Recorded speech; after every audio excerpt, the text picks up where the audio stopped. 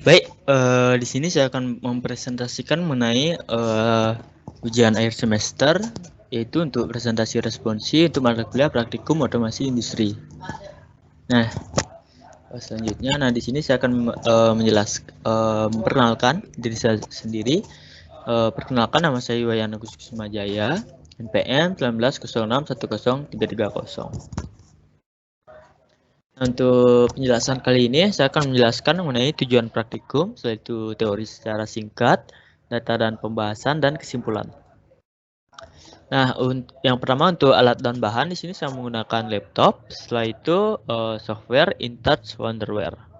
Nah, untuk tujuan praktikumnya, itu yang pertama agar dapat mengetahui pemrograman dasar mengenai SCADA itu sendiri. Selanjutnya, dapat menggunakan software InTouch Wonderware.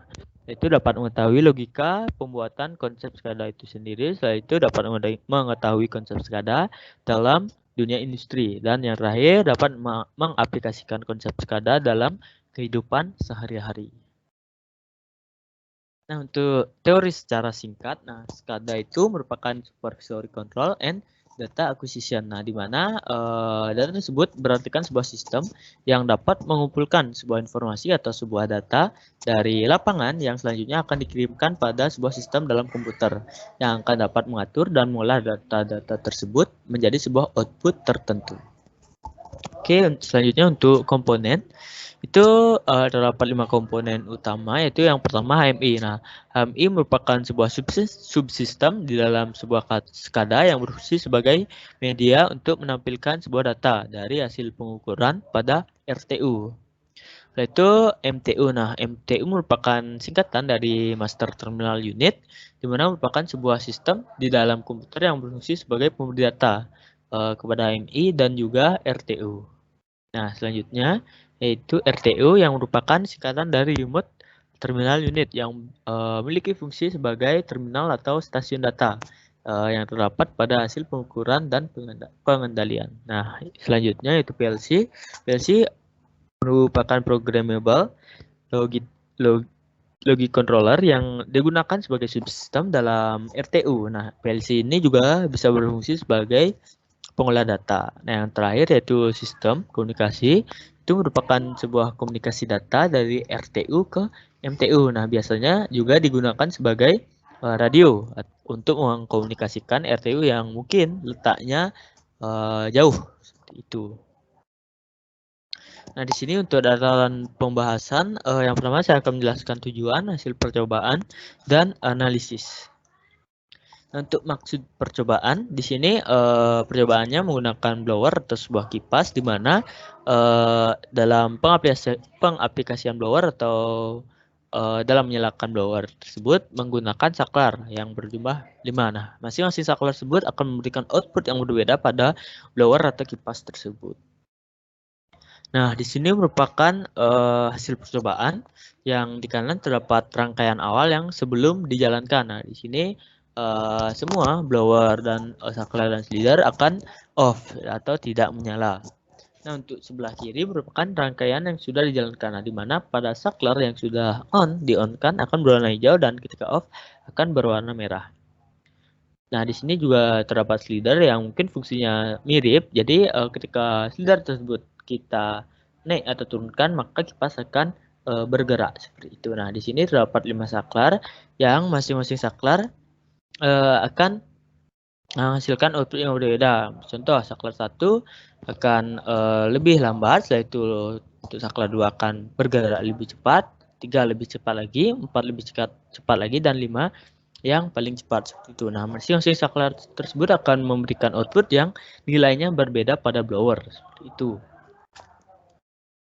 Nah, di sini merupakan hasil percobaan berupa Windows script dalam percobaan 5 ini, di mana digunakan kondisi tipenya 2 jenis, yaitu untuk on show dan while showing. Nah, untuk on show, di sini kita akan menginputkan nilai dari komponen-komponen yang berada di percobaan tersebut. Contoh slider yang awalnya akan bernilai 0, yaitu GHIJK kan bernilai 0. Nah, untuk GHIJK ini merupakan input dari saklarnya. Jadi saklarnya pada awalnya akan mempunyai output senilai 0 atau off dan tidak bergerak. Nah, Yang di samping merupakan while showing, di mana di sini setelah menginputkan data di onShow, di sini akan pembuatan algoritma atau flowchart-nya atau istilahnya logikanya gitu. Jadi output yang tadi nilainya 0 di while showing ini akan dirubah agar output tersebut bernilai 1 atau bisa di-on-kan. Nah, untuk masing-masing saklar tersebut di sini terdapat programnya sehingga masing-masing saklar tersebut dapat mengeluarkan output yang nilainya berbeda kepada blower sehingga masing-masing saklar tersebut memiliki output yang berbeda-beda. Sini merupakan flowchart-nya, tadi juga saya sudah jelaskan sedikit. Yang pertama ketika start, kita akan masuk ke onShow atau kita akan menginputkan data dari komponen-komponen yang digunakan seperti leader, setelah itu saklar 1, 2, 3, sampai 5 yang awalnya nilainya 0. Nah, setelah masuk ke while showing, di sini algoritma akan berjalan atau logika akan berjalan. Nah, untuk saklar 1 itu ketika di-on-kan akan menghasilkan blower yang berputar dengan kecepatan 45. Nah, ketika no atau nilainya 0, itu blower tidak akan berputar. Nah, itu berlaku untuk semua saklar. Jadi ketika saklar tersebut nilainya 0, belum 1, jadi blower tersebut tidak akan berputar. Nah, ketika nilainya 1, itu akan menghasilkan output yang berbeda-beda sehingga kecepatan pada blower tersebut akan lebih cepat atau lebih lambat, berbeda-beda tiap saklarnya. Nah, untuk saklar 1 ketika on atau bernilai 1 tersebut akan blower akan berputar dengan kecepatan 45. Yaitu untuk saklar 2 ketika berputar akan memiliki kecepatan sebesar 90, yaitu untuk saklar 3 akan berputar dengan kecepatan 180. Dan untuk saklar 4 akan berputar dengan kecepatan 270 dan saklar yang terakhir itu akan berputar dengan kecepatan 360. Nah, untuk analisisnya, di sini percobaan ini awalnya menggunakan 6 buah blower atau kipas. Nah, di percobaan sebelumnya. Nah, di percobaan selanjutnya 6 blower atau kipas tersebut akan disatukan sehingga dari masing-masing kipas tersebut akan disetting dengan salah satu saklar sehingga masing-masing saklar tersebut akan berputar sesuai dengan derajatnya seperti itu. Makanya dari saklar 1 sampai 5 yang paling besar dikarenakan derajatnya yang paling besar atau kecepatan yang paling besar ditambah dengan rangkaian sebelumnya yang juga ditambah sehingga dalam visualisasinya blower tersebut atau kipas tersebut akan berputar lebih cepat seperti itu. Nah, untuk kesimpulannya itu yang pertama coding pada onShow digunakan untuk input awalan untuk dapat membuat algoritma pada percobaan. Nah, seperti yang saya jelaskan tadi pada Windows Script onShow di tipe onShow itu digunakan sebagai penginputan nilai pada komponen-komponen. Jadi untuk nilai awal dari komponen tersebut akan bernilai 0 sehingga dapat dikatakan komponen tersebut off. Setelah itu kesimpulan nomor 2, coding pada while showing digunakan untuk pembuatan algoritma. Nah, seperti saya jelaskan tadi, untuk algoritma ini di type while showing di sini akan dibuatkan logika dari percobaan. Jadi mulai dari saklar 1 ketika di on kan akan menghasilkan apa, ketika off akan menghasilkan apa. Nah, itu berlaku untuk semua saklar. Jadi semua saklar itu akan memiliki output yang berbeda karena pada while showing ini diprogram memang secara berbeda sesuai dengan saklarnya. Seperti yang saya jelaskan tadi, kecepatannya berbeda-beda.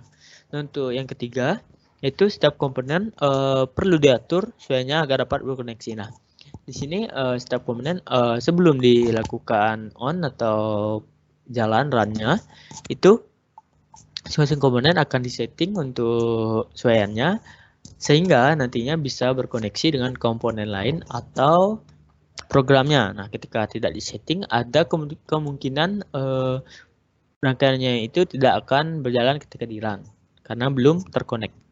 Nah, untuk nomor 4, percobaan memerlukan coding berupa onShow dan while showing, tetapi hanya beberapa yang tidak memerlukan. Nah, di sini tidak semua percobaan diharuskan menggunakan Windows Script berupa onshow dan while showing. Nah, kenapa? Karena memang ada beberapa komponen yang istilahnya settingan defaultnya tersebut sudah memiliki algoritma sehingga sudah terkonek dengan komponen lainnya sehingga bersaat run tidak diperlukan Windows Script dan langsung terkonek dan bisa jalan saat di run seperti itu. Nah, mungkin sekian penjelasan saya mengenai presentasi responsi. Jika terdapat salah kata, mohon dipermaklumi. Sekian dan terima kasih.